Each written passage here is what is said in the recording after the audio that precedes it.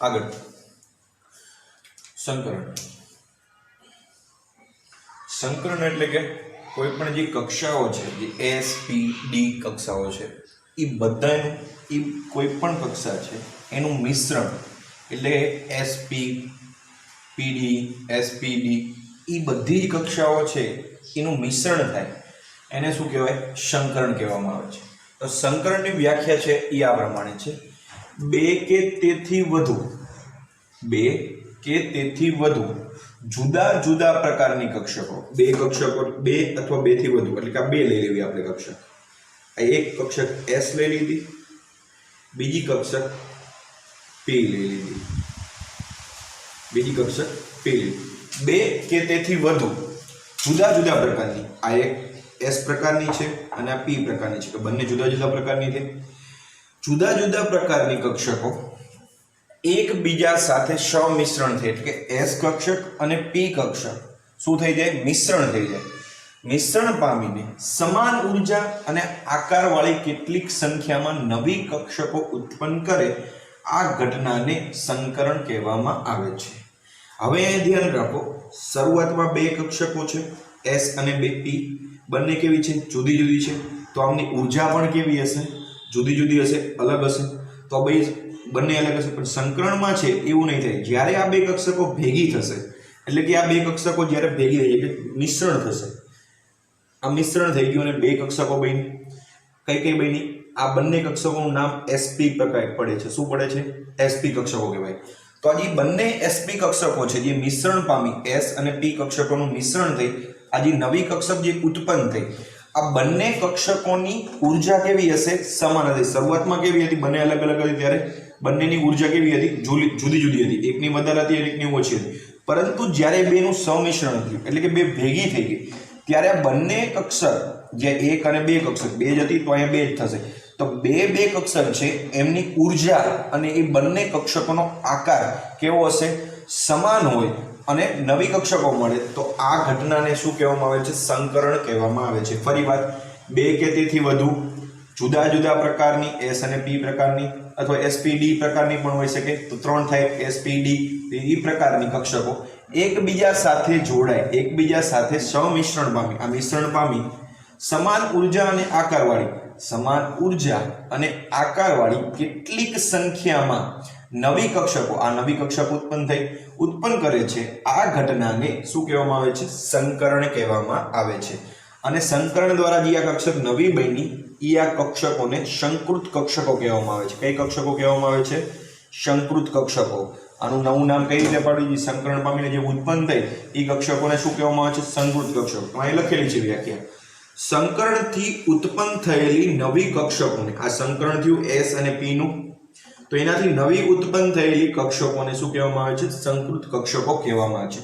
સંકૃત કક્ષકો જે છે એમની ઉર્જા પણ કેવી હશે?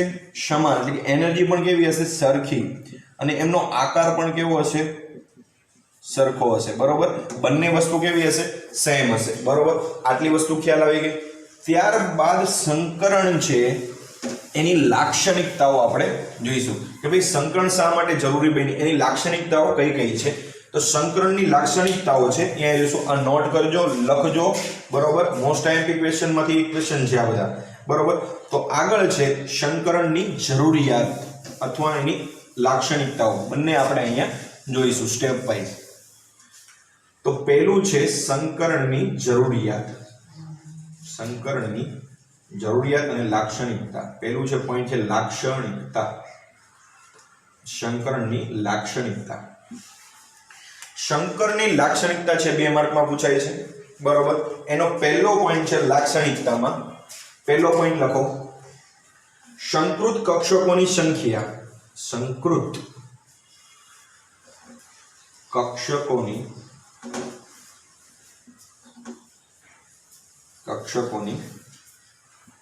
સંખ્યા, જે સંકૃત કક્ષકો છે એની સંખ્યા સંકરણ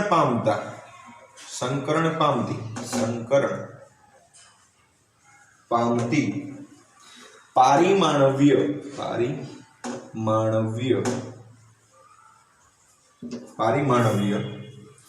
કક્ષકોની કક્ષકોની સંખ્યા જેટલી હોય છે, સંખ્યા જેટલી હોય છે અથવા એના બરાબર હોય છે. આનો મતલબ શું કે સંકૃત કક્ષકોની સંખ્યા સંકરણ પામતી પારિમાણવીય કક્ષકોની સંખ્યા જેટલી હોય છે. ઉદાહરણ તરીકે લઉં છું, મેં તમને કહું છું, બરોબર. આ એક S કક્ષક છે, આ એક P કક્ષક છે, બરોબર. આ બંનેનું શું થયું? સંકરણ થયું. શું થયું? સંકરણ એટલે કે મિશ્રણ થયું. મિશ્રણ થયું અને આ એક સંકૃત કક્ષકો બની. સંકૃત કક્ષકો, સંકૃત કક્ષકો. આ બંને પારિમાણવીય કક્ષકો, કક્ષકો, બરોબર. હવે અહીંયા ધ્યાન રાખો, પારિમાણવીય કક્ષકો કેટલી છે? પરમાણુની કક્ષકો કેટલી છે? 2 છે. એક S કક્ષક છે અને બીજી P કક્ષક છે. તો પારિમાણવીય કક્ષકોની સંખ્યા કેટલી થઈ? 2. તો સંકૃત કક્ષકોની સંખ્યા પણ અહીંયા કેટલી મળી? 2. અહીંયા 3 નહીં મળે. સંકૃત 2 પારિમાણવીય કક્ષક છે એ સંકરણ પામતી હોય તો અહીંયા સંકૃત કક્ષકો 3 નહીં મળે. અહીંયા જો સંકરણ પામતી કક્ષકો છે એ 2 જ હશે, બરોબર. સંકરણ પામતી પારિમાણવીય કક્ષક જો 2 જ હશે તો સંકૃત કક્ષકો જે આપણને નવી મળે છે એ પણ કેટલી હશે? 2.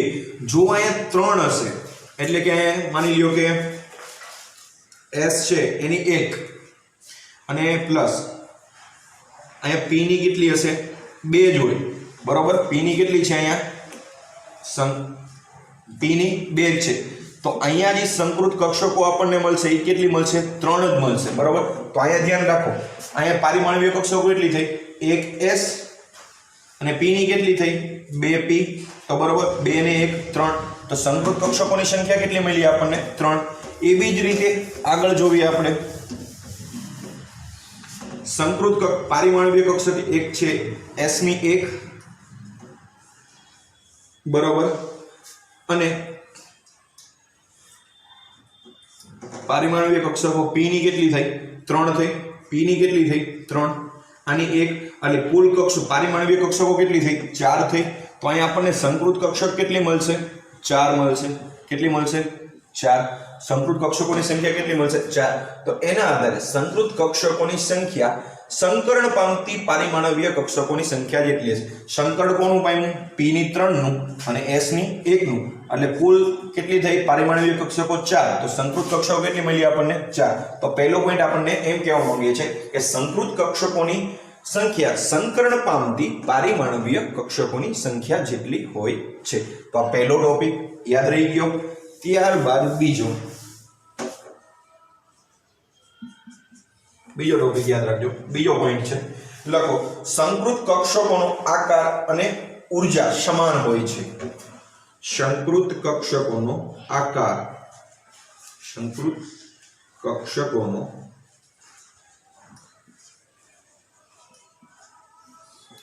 આકાર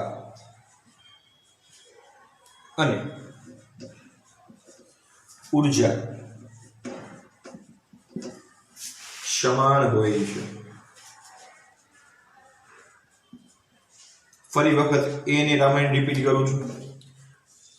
S આ P, બરોબર. શરૂઆતમાં બંનેની ઊર્જા કેવી છે? સંકરણ નથી પામી ત્યારે બંને અલગ અલગ છે, ત્યારે કેવી છે? જુદી જુદી છે. સંકરણ પામી અને ભેગી થઈ ગઈ S અને P. હવે કઈ બની? સંકૃત કક્ષક બની SP. તો આ બંને જે SP સંકૃત કક્ષક બની એમની ઊર્જા અને એમનો આકાર કેવો હશે? એક સમાન હશે, જુદો જુદો હશે નહીં. તો આ પોઈન્ટ એ કહેવા માંગે છે. ત્રીજું, શુદ્ધ પારિમાણવીય કક્ષકો કરતા શુદ્ધ પારિમાણવીય કક્ષકો કરતા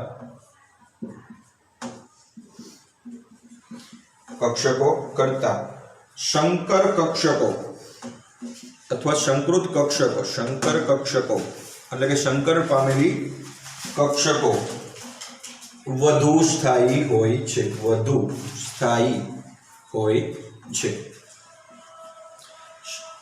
શુદ્ધ પારિમાણવીય કક્ષકો કરતા સંકર કક્ષકો વધુ સ્થાયી હોય છે એટલે કે જે સંકૃત કક્ષકો છે બરાબર જે સંકરણ કક્ષકો છે જે સંકરણ થઈ ગયું હોય છે એવી કક્ષકો શુદ્ધ પારિમાણવીય કક્ષકો કરતા કેવી હોય છે વધારે સ્થાયી હોય છે ચોથો પોઈન્ટ ચોથો સંકૃત કક્ષકો પરમાણુના કેન્દ્રની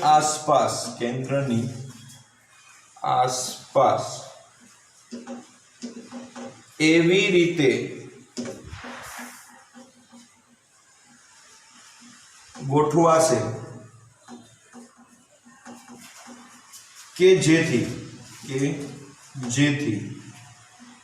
તેમની વચ્ચે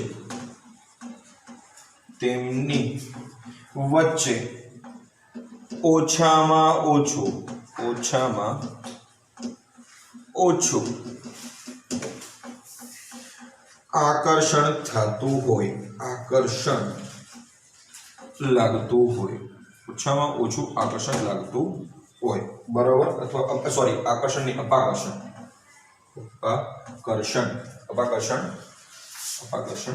લાગતું હોય બરાબર તો આટલી વસ્તુ આ ચાર જરૂરિયાત છે આ લાક્ષણિકતાઓ છે જરૂરિયાત હવે છે એ આપણે જોઈ લઈશું બરાબર સંકરણ માટે છે કોઈ પણ અણુ સંકરણ અનુભવે છે તો એના માટે કઈ કઈ વસ્તુની જરૂરિયાત છે બરાબર તે કક્ષકો પૂર્ણ હોવી જોઈએ અપૂર્ણ હોવી જોઈએ કે અર્ધપૂર્ણ હોવી જોઈએ અથવા કઈ કક્ષકો છે એ જ સંકરણ કરી શકે કઈ કક્ષકો ન કરી શકે એ વિશેની સંકરણની જરૂરિયાત આ વસ્તુ હોય તો જ આ બધી વસ્તુઓ છે કોઈ પણ અણુ સંકરણ પામી શકે તો એના વસ્તુ વિશે ચર્ચા કરવાની છે તો આ 4 પોઈન્ટ થઈ ગયા પહેલો પોઈન્ટ સંકૃત કક્ષકોની સંખ્યા સંકરણ પામતી પારિમાણવીય કક્ષકોની સંખ્યા જેટલી જ હોય બીજું સંકૃત કક્ષકોનો આકાર સમાન ઉર્જાવાળો આકાર પણ કેવો હશે સમાન હશે અને એમની ઉર્જા પણ કેવી હશે સમાન હશે ત્રીજો પોઈન્ટ શુદ્ધ પારિમાણવીય કક્ષકો કરતા જે સંકર કક્ષકો છે એટલે કે સંકરણ પામેલી કક્ષકો છે એ કેવી હશે વધુ સ્થાયી હોય છે ચોથો સંકૃત કક્ષકો પારિમાણવીય કક્ષકો એટલે કે જ્યાં માની લો કે મધ્યસ્થ પરમાણુ છે તો અહીંયા કોઈ પણ કક્ષકો છે જ્યારે સંકરણ કરશે બરોબર માની લો કે અહીંયા સંકરણ કર્યું કોઈ પણ કક્ષકોએ બરોબર પી પ્રકારની કોઈ પણ કક્ષાએ સંકરણ કર્યું છે બરોબર તો આ જે કક્ષકો છે બરોબર એ ક્યાં જોડાશે જ્યાં એ બે વચ્ચેનું અપાકર્ષણ બળ કેવું લાગતું હશે ઓછું લાગતું હશે ખ્યાલ આવી ગયો ક્યાં સ્થાયી થશે જ્યાં એ બે વચ્ચેનું અપાકર્ષણ બળ કેવું લાગતું હશે સૌથી ઓછું લાગતું કારણ કે અહીં તો જે કક્ષકો છે એની અંદર તો શું રહેલા છે ઇલેક્ટ્રોન જો આ બે નીચે તમને એમ થાય કે આ સીધું જ કેમ થયું નીચે કેમ ન આવ્યું નીચે એટલા માટે ન આવ્યું જો આ બંનેનો આકાર હું આમ કરી નાખું ઘણી જગ્યાએ જોવા મળશે આવી રીતે પણ આપણે એવું સમજવાનું છે આપણી માઇનોરિટી એવી હોવી જોઈએ કે ભાઈ જ્યાં એવી રીતે આકાર દોરેલો છે ત્યાં એ બે વચ્ચેનું અપાકર્ષણ સૌથી ઓછું હશે તો અહીંયા શા માટે મેં ઓછું લીધું કારણ કે જો આ બેને આવી રીતે રાખીશ આ જગ્યાએ તો આ બે વચ્ચેનું અપાકર્ષણ થશે એટલે અપાકર્ષણ થશે એટલે જે બેન્ડ છે એ કેવો થઈ જશે સીધો થઈ જશે તો સીધો થઈ જશે અને આમ સ્ટ્રેટ લાઇનમાં જશે તો એકબીજા વચ્ચેનું અપાકર્ષણ બળ લાગશે નહીં તો આના કારણે સ્ટ્રેટ લાઇનમાં આવતા રહેશે બરોબર તો ખ્યાલ આવી ગયો તો વચ્ચે ઓછામાં ઓછું અપાકર્ષણ બળ લાગતું હશે આ ચાર હતી લાક્ષણિકતાઓ હતી બરોબર ત્યારબાદ છે એમની જરૂરિયાત સંકરણની જરૂરિયાત બરોબર તો આ ટોપિક પૂછું છું ત્યારબાદ આગળ લઉં છું જરૂરિયાત સંકરણ ક્યારે થાય સંકરણની જરૂરિયાત સંકરણ કોઈ પણ કક્ષક ક્યારે પામે એમાં પહેલો પોઈન્ટમાં જરૂરિયાતમાં પહેલો પોઈન્ટ છે ઇલેક્ટ્રોન પરમાણુની સંયોજકતા કોષમાં પરમાણુની સંયોજકતા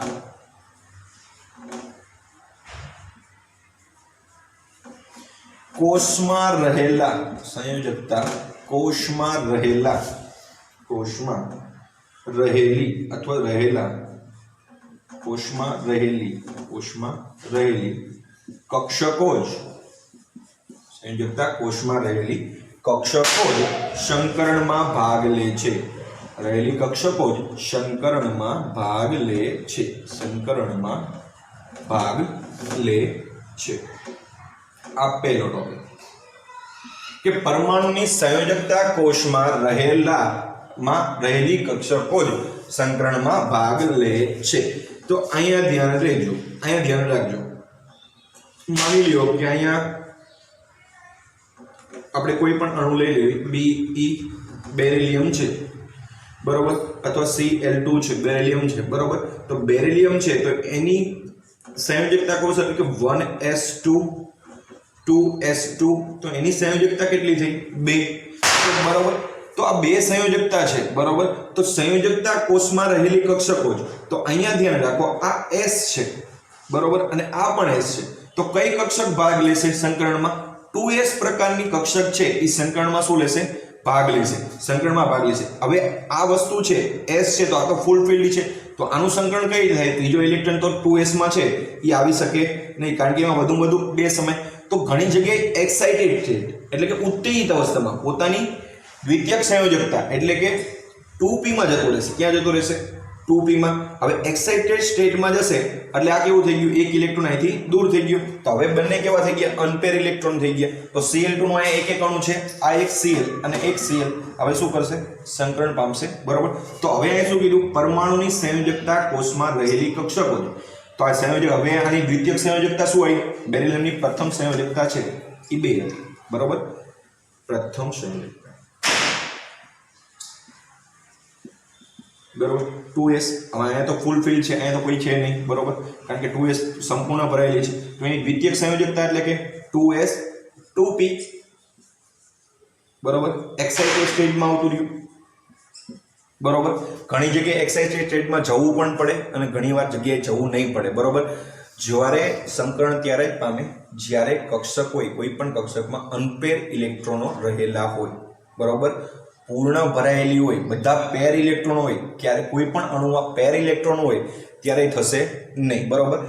અનપેર ઇલેક્ટ્રોનો હોય ત્યારે થશે. ઘણી વખત છે પૂરેપૂરી કક્ષા છે સંપૂર્ણ ભરાયેલી હશે છતાં પણ એનું સંકરણ થશે. તો એ ક્યારે થશે? પૂર્ણ ભરાયેલી કક્ષા છે તો એનું કાં તો એક એક્સાઇટેડ એટલે કે ઉત્તેજિત અવસ્થામાં ઇલેક્ટ્રોન જઈને સંકરણ અનુભવતો હશે બરોબર. સંકરણ કોઈ પણ રીતે અનુભવી શકે બરોબર. તો આ તો ફૂલ પૂર્ણ 2s છે પૂર્ણ ભરાયેલી હતી. હવે એની દ્વિતીયક સંયોજકતામાં એટલે કે એની ઉત્તેજિત અવસ્થામાં 2p માં જતો રહ્યો. 2p માં જતો રહ્યો. હવે કઈ કક્ષકો સંકરણ પામશે?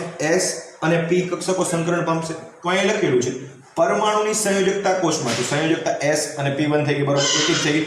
તો જે સંયોજકતા કોષ છે એટલે કે સંયોજકતા કક્ષામાં જે કક્ષકો છે આની s અને p, તો એવી જ કક્ષકો છે એ સંકરણમાં ભાગ લે છે બરોબર. એટલે સંયોજકતા કક્ષાની કક્ષકો જ સંકરણમાં ભાગ લે છે.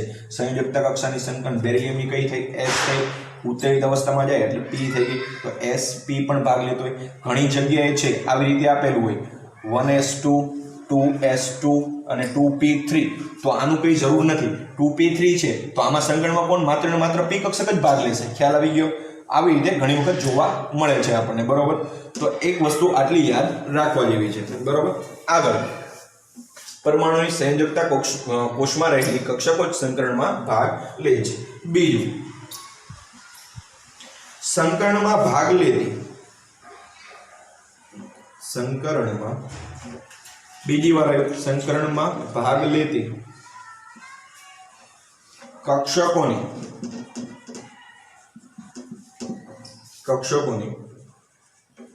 ઊર્જા લગભગ સમાન હોવી જોઈએ. કેવી હોવી જોઈએ? સમાન હોવી જોઈએ બરાબર. હવે અહીં ધ્યાન રાખો, આ ટોપિક ઉપરથી આપણને ખબર પડે છે સંકરણમાં ભાગ લેતી કક્ષકો લગભગ સમાન ઉર્જા વાળી હોવી જોઈએ. હવે તમને એક વસ્તુ એવી થાય કે ભાઈ અહીંયા મેં બેરિલિયમનું ઉદાહરણ લીધું, BeCl2 નું ઉદાહરણ લીધું. તો સર તમે એમ કીધું હતું કે ભાઈ આ 1s2s2 બરોબર 2s2 બરોબર. અહીંયા હવે એ ઉત્તેજિત અવસ્થામાં ગયો બરોબર. તો અહીંયા p માં આવતો રહ્યો એકમાં બરોબર 2s અને 2. હવે અહીંયા ધ્યાન રાખો 2s અને 2p ની ઊર્જા કેવી હોય? એક સમાન હોય બરોબર, નજીવો ફેરફાર. તો એવી જ કક્ષકો જેનો ઊર્જાનો ફેરફાર લગભગ ઊર્જા જે સમાન હોય એવી જ કક્ષકો છે સંકરણમાં ભાગ લઈ શકે.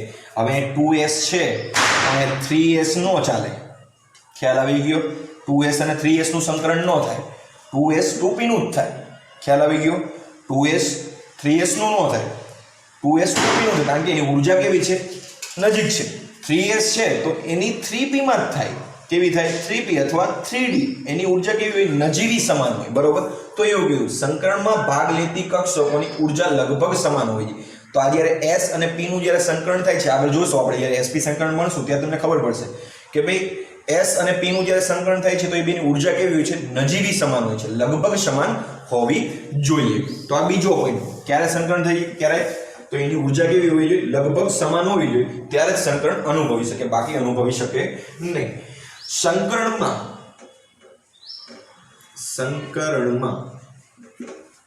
પહેલા ઇલેક્ટ્રોનની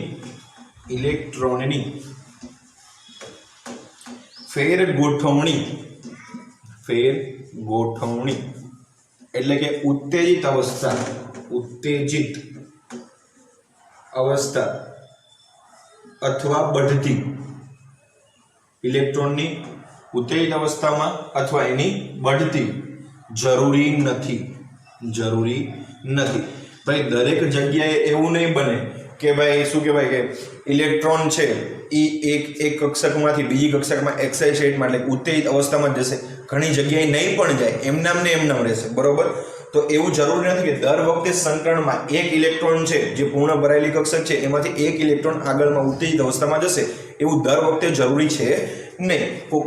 જ્યાં આવતું હશે અહીંયા કરવું પડશે, બાકી કોઈ જગ્યાએ એવું નથી, બાંધેલું નથી કે કોઈ પણ સંકરણ કરો છો તમે ત્યારે એક ઇલેક્ટ્રોનની તમારે બઢતી કરવી, એવું જરૂરી હોતું નથી.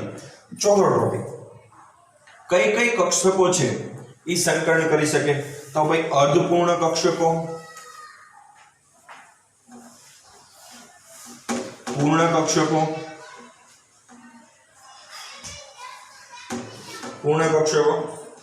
આ બધી કક્ષકો છે, પૂર્ણ કક્ષકો અને અર્ધપૂર્ણ કક્ષકો પણ સંકરણ કરી શકે છે. બરોબર? એટલે કે સંકરણ એવું નથી કે સંકરણ છે એ અર્ધપૂર્ણ કક્ષકો એટલે અથવા અપૂર્ણ કક્ષકો જ છે એ સંકરણ અનુભવે.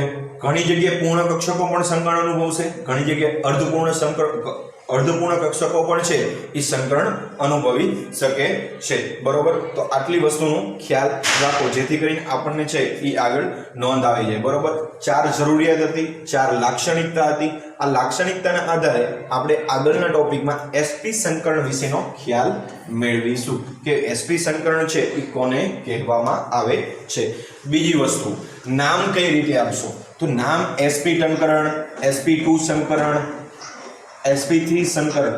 હવે કોઈનું નામ આપવું છે તો એ કઈ રીતે આપી શકશો? તો એ નામ આપવું હોય તો કશું જ નહીં કરવાની. માની લો કે કોઈ પણ જે પરમાણુ છે એનું જ્યારે કોઈ પણ કક્ષક છે જે સંકરણ કરવાનો અનુભવ થયો, માની લો કે અહીંયા એક કક્ષક s છે અને અહીંયા એક જ કક્ષક p છે. બરોબર? હવે આ s તમને એમ થાય કે p છે તમે એક જ કેમ લીધી? કારણ કે એવું બની શકે. બરોબર? ઘણી જગ્યાએ જોશો કે ભાઈ સંકરણ છે, અહીંયા એક જ ઇલેક્ટ્રોન હશે અને અહીંયા પણ એક ઇલેક્ટ્રોન હશે, તો સંકરણ કોણ થશે? આ બેનું જ થશે. તો p ની અહીંથી કેટલી વપરાણી? એક જ વપરાણી, તો એટલા માટે p ની મેં એક જ લીધી. બરોબર? તો જ્યારે મિશ્રણ થશે તો કેટલી કક્ષકોનું મિશ્રણ થશે? 2 જ કક્ષકોનું મિશ્રણ થશે. આ બેનું થશે નહીં. તો કેટલી કક્ષક બની? 2 જ બની. હવે આ 2 બની તો આનું નામ કેવી રીતે આપશો? તો અહીંયા ધ્યાન રાખવાનું, s ના કેટલી છે? એક જ કક્ષક છે તો એક s. p કેટલી છે? એક જ છે તો sp. આ પણ કઈ થઈ? sp. બસ આ રીતે નામકરણ આપી શકો. sp2 નામ આપવું હોય તો કઈ રીતે આપી શકશો? p ની 2 તો આ શું થઈ ગયું? sp. p ની કેટલી લીધી? 2 તો sp2 સંકરણ. 3 નામ આપવું હોય તો s